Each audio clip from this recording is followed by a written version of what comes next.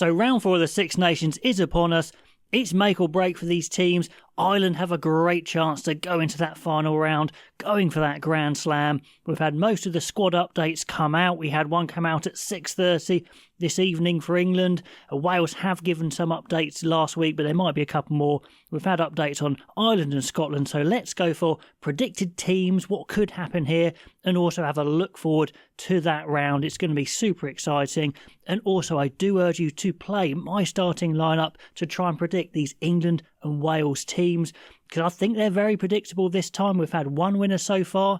There's a winner available every round for 2 tickets to the Lions Captain's Dinner. It's going to be absolutely amazing. Alun Jones, Martin Johnson, Sam Warburton, plus a night stay at the Vale Hotel.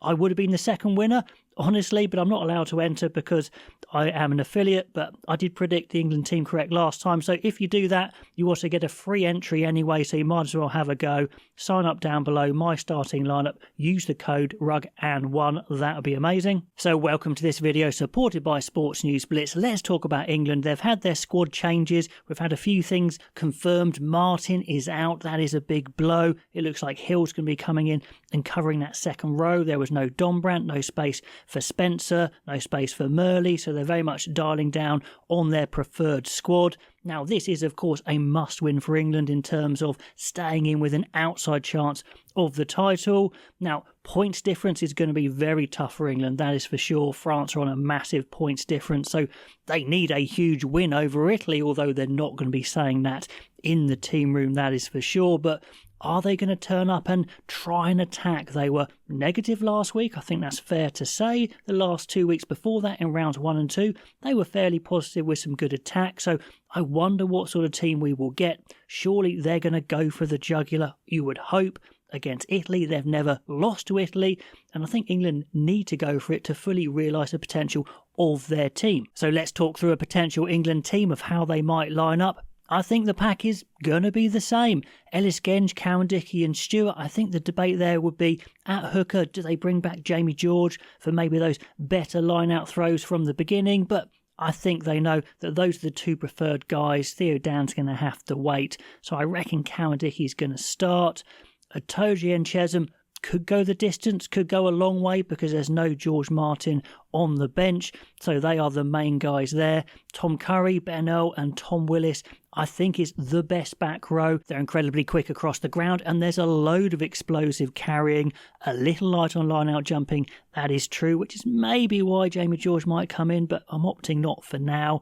So on the bench, you're going to have, I think, the 3 again of Ted Hill, Cunningham South and Ben Curry, with Ted Hill covering second row. And I hope he gets more than a couple of minutes to see if he can, make it on the international stage. I've been bigging him up a lot, so I really hope he goes well. And I think on paper, at least, he is the perfect rugby player. Are they going to make any changes in the pack? Well, I think maybe on the bench we could see a Poco for Joe. Joe Hayes has been going very well, but I think they do want to get this guy into the tournament somehow, and I think this is a good time to do it. They've been sending him back to play for his club, or go back to his club at least. So I think maybe that's the slight tweak they might make in the forwards. Apart from that, the same. And with the starting backs, I don't see them changing either. Mitchell is England's number 1, and what was confirmed though was that a kicking game plan really wastes his talent, so hopefully the shackles are taken off if he starts again. Finn Smith, similar story. He actually made as many tackles as he did passes against Scotland, and I'd love to see him get a wide number of phase play attacks to give his pass variation, picking apart the defence, which is his strength.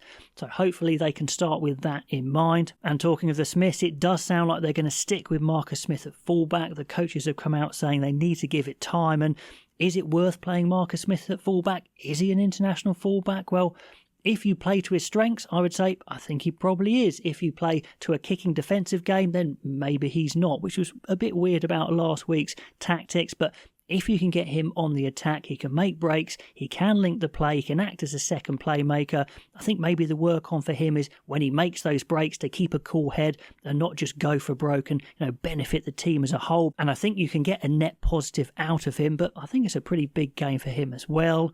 In the centres, Slade and Lawrence are Borthwick's favourites by miles. They've had loads of time together and we really don't have any depth there, to be honest. We probably need to develop some, but will he do it this game? I'm just not sure, to be honest. I can't really see it. Tommy Freeman will get some game time at 13, I think, so that could be a change, but he's been going so well on the wing, I think it will just stick how it is. Tom Roebuck's another guy who probably deserves a shout, but I can't see him coming in. But that could happen, I guess. Roebuck for Slightholme. But if they actually move the ball and attack, then Slightholme is a good guy for that. If you're going high balls and defending, he's not the guy for that, which we kind of saw in the last game. And what he's doing is playing to his strengths. He's going looking for work, using his size, using his physicality, good in the air, not just hanging out on the wing. So he's obviously going to start somewhere, I'm pretty sure, on the wing again. But I do see one tweak on the bench in that 6-2 split, and that is JVP coming in for Harry Randall. Randall really hasn't performed that well. It was a bit strange when they brought him on in the last match and he was just asked to kick, which isn't his strong suit anyway. JVP has got more of an all-round game, and I think he's got a lot to offer in the running department as well if he's allowed to do that. And it makes sense to stick with Elliot Daly as he covers the centres and the back three, and we've only seen a little bit of him, and of course that was a match-winning try against France, but I think he is the obvious choice to stay there. So that's how I think England will go. If you think you know how the starting 15 is going to be, then do enter my starting lineup, because you might as well use that free play and try and win that amazing Lions Captain's Dinner prize. Let's talk about Wales as they go away to Scotland, and I think it really is another shot to nothing. They might as well have a go, and they're going to go down swinging. Are they going to win? Well, it's unlikely. Matt Sherratt has been highlighting the downside of having so many players in the English league as they have to return to them in the fallow week, and it means their training is limited. But again, I'm sure they will make some improvements. And is he going to stick with his original team? Well, they've got some big news coming in to the squad, returning Dewey Lake at hooker, so I think he will feature in the 23. But again, I can't really see too many changes considering it was their first match together under a new coach in the last match. So could they replace Gareth Thomas and Nicky Smith, or Gareth Thomas into Nicky Smith's place? Maybe. Elliot D, Wilgriff John, they went well. Wilgriff John is a big block of a tight head, nice soft hands. He's not going to be winning any sprint races, but he's doing the core job. Rowlands and Jenkins, I can't see anyone starting above them. He's probably going to stick on the bench as well with Thomas and Williams, with Dewey Lake coming in. Teddy Williams, haven't seen enough of him yet. I think Freddie Thomas has got lots to offer, but I can't see why they would change. And I think the back row has two variations they could go for. Either stick with the one they've got, which is Morgan, Raffel and Faletau.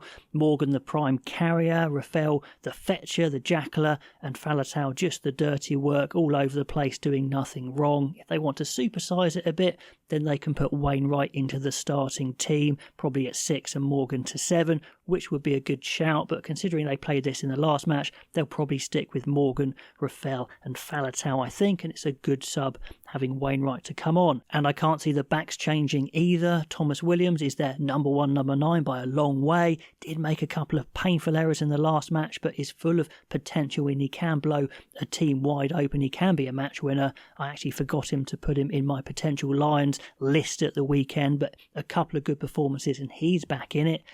Anscombe, I think it makes sense. The steady Anscombe to start, the more exciting Jared Evans to finish, and 2 experienced international quality 10s, I think, probably was one of Matt Sherratt's smartest calls. A logical call, but definitely a smart one, and I think he'll stick.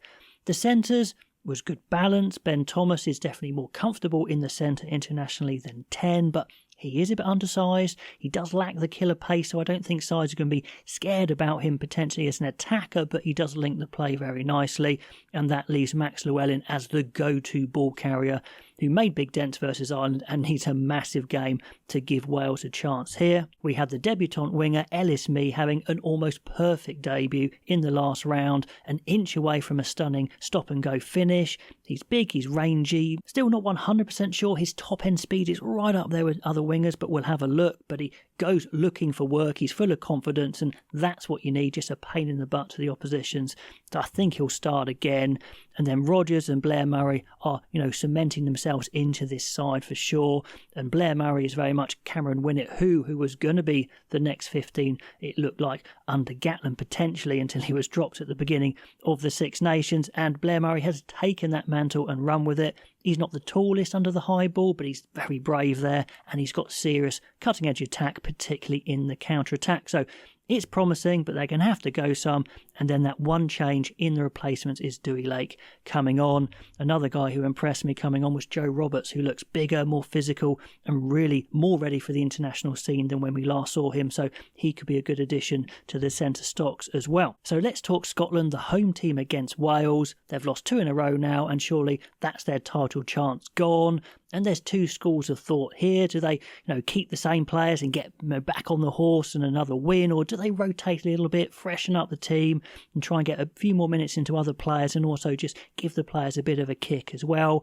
I think there could be a few more changes in this team. This is how I see it going. I think that Ashman will come in and get a start. Cherry's done very well, but Ashman is the future. We thought he was going to be starting in the Six Nations, but I think it's time to give him a start. I think that's worth doing with Cherry on the bench. It's a good debate to start Schoeman or Sutherland, but maybe stick with Schoeman, and they're definitely going to stick with Xander Fagerson because it's a pretty big drop-off after him. Gray and Gilchrist, I think, are their number 1 second-row pairing, but many of you guys commenting how Johnny Gray has definitely dropped off with his athletic ability. He's a bit more lumbery these days, but still a good technician. Maybe they'll try a Cam Henderson at some point, maybe coming off the bench, who knows. So I'll take a punt and put the young Leicester Tiger on the bench. I think Cam Henderson has plenty of potential. Then I think they might make this quick back row even quicker by putting in Fagerson for a start. Dempsey's done well, but just rotate those guys to freshen it up.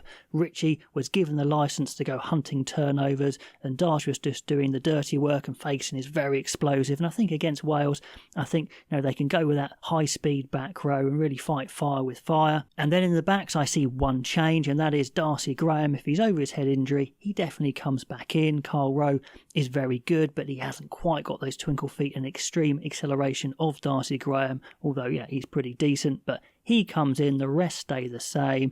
Tom Jordan, I think, gets another run out with Hugh Jones because they only had kind of one chance to do that, so it makes sense to build that pairing, although McDowell made a good impact against England. I mean, his break set up the try with the possible conversion to win it, so you wouldn't begrudge him a start, but I think you keep the continuity there because there's been quite a few changes. Blair Kinghorn, they're out and out 15. It looks like he's in a really good battle with Hugo Keenan. It looks like they're both going on the Lions tour, and I think they're fighting over who's going to be number 1 already. And Kinghorn, I think, just needs to show he can share the ball as much as Keenan can, because we know he's a very dangerous runner. On the bench, I think they do make a couple of changes. Cam Henson, like I mentioned, and maybe George Horn comes in and they have a 5-3 bench.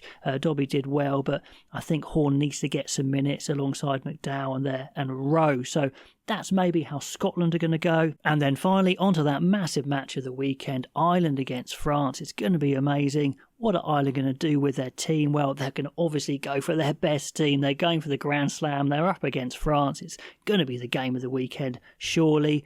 There's a few squad tweets. Deegan, Murray, O'Brien and O'Toole have come in from the A squad. It looks like Caelan Doris is going to be fit, which is fantastic. And if they can get Tyg Furlong and Ronan Kelleher fit, that could be amazing and really bolster their squad. So there's going to be a few changes because they did make a few tweaks against Wales. Finlay Bealham, I think, is definitely going to come back in. Thomas Clarkson got some valuable experience against Wales, but definitely struggled a bit in the scrum.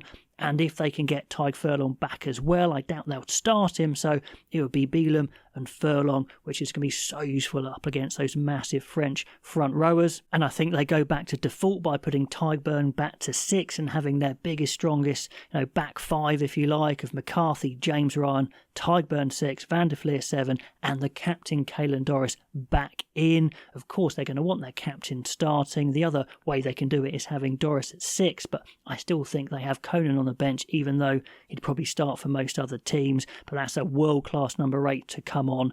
So that, I think, really worked. In the backs, Bundyaki, I think, definitely comes in. He had a massive impact off the bench against Wales. They've been rotating their centres, giving them game time for this sort of situation where Ringrose is banned for this game. So Henshaw can slot into 13. He's had plenty of game time, and it goes Aki and Henshaw, and they shouldn't really miss a beat.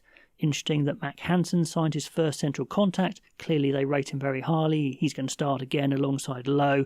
And Keenan will come in for Osborne, I am sure, because Keenan's the first choice. Osborne's incredibly talented and I think would round out a 6-2 bench very nicely. And like I said, if they can get Kelleher on there, great. If not, I think it will be McCarthy again.